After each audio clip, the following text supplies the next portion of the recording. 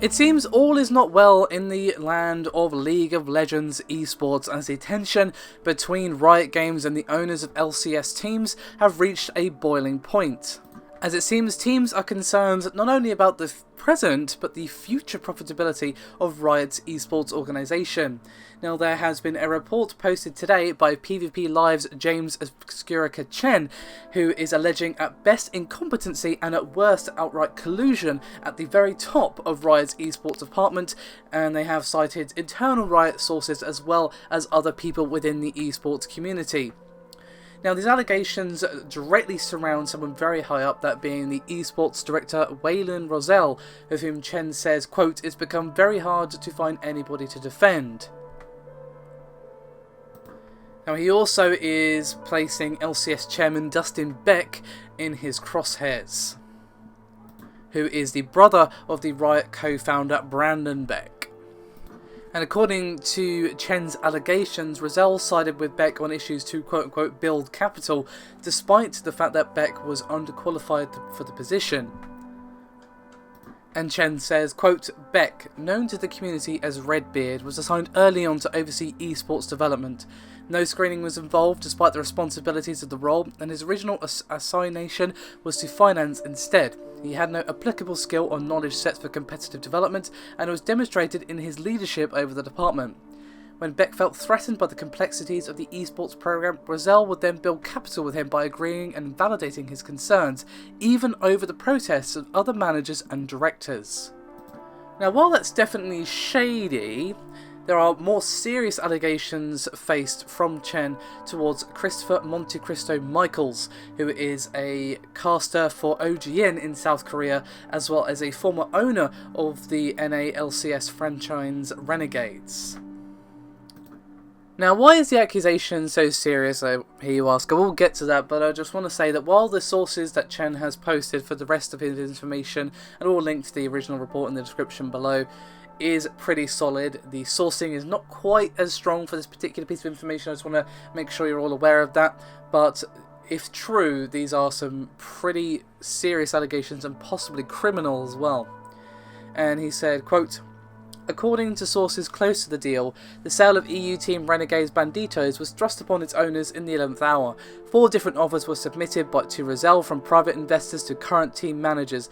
There is suspicion that the sale was forced upon both Badawi and Michaels in order to benefit parties that Roselle had prior business relations with, but this has not been adequately substantiated. Sources close to the team deny problems in the ownership, though the fact that they were forced to accept a unilateral decision plagues the proprietary of Roselle's actions." Now, at the start of the video, I mentioned concerns about the sustainability of profit for LCS, and apparently the owners of teams and all that sort of thing are losing money.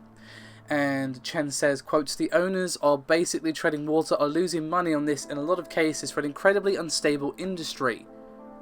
Cloud9, TSM, Liquid, outside of them, I doubt anyone in NA is profitable. And if they are, it's not because of a league, it's because they are now multi-gaming organisations with huge brand presence." And he is also saying that has also been very little monetization of the esports broadcast since the inception of the LCS, and this is apparently down to the fact that very little has been done to establish people that can actually make that happen. An issue with this, according to the report on PvP Live, seems to be the choices that Riot are choosing for sponsors and advertisers. Now, you watch any esports tournament, it's going to be sponsored by several people with advertisements for people like Razer, AMD, sometimes sites like G2A, obviously there was a recent StarCraft 2 tournament that was sponsored by Blizzard. You got some pretty big companies in the gaming space sponsoring a lot of tournaments, throwing big money behind it as well. And apparently they're just sort of targeting the wrong kind of sponsors. And the report reads, quote, "Riot Esports sees themselves as a premier brand. Riot's intended advertising partners are Coca-Cola and Intel, not, as it were, Razer and AMD. Which creates a conflict because the demographic for esports interest is still effectively limited to a small, if growing, enthusiast demographic. brands who have the big bucks for Riot's aspirations don't necessarily see the value in buying in, but Riot doesn't want to work with the ones that do. Now, the full report on PvP Live is rather lengthy. I have only chosen some of the best and I would say key parts of this particular report. If you are at all interested, there is a link in the description below. I suggest you give it a read if you're at all interested in esports, especially League of Legends esports, and take a look-see. Now, this doesn't really paint all that healthy a picture, you know, especially with the losing money thing of, you know, that is one thing that is almost guaranteed to shut down anything, esports or no. The lack of profitability. You know, League of Legends itself is profitable, no one's arguing that, and the fact that teams are losing money despite the fact that League of Legends is one of the most popular esports is a little bit concerning. Now, obviously, this is just for LCS, the League of Legends Championship, or Challengers, should I say. Obviously, there are events outside of that, but this is supposed to be the main thing. This is run by Riot. This should be like, you know, your WCS and your DreamHack and your IEMs and that sort of thing. But instead, you know, it's apparently just bleeding money because of mismanagement on various levels, at least according to this report, and that could possibly spell the doom of LCS at least, and really probably affect the foundation of esports in League of Legends. Now, League of Legends is not going anywhere.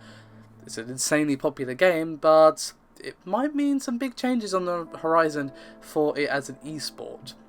Of course, we'll only have to wait and see, unfortunately, but I'd love to hear some thoughts and opinions from you guys, and I'll see you next time.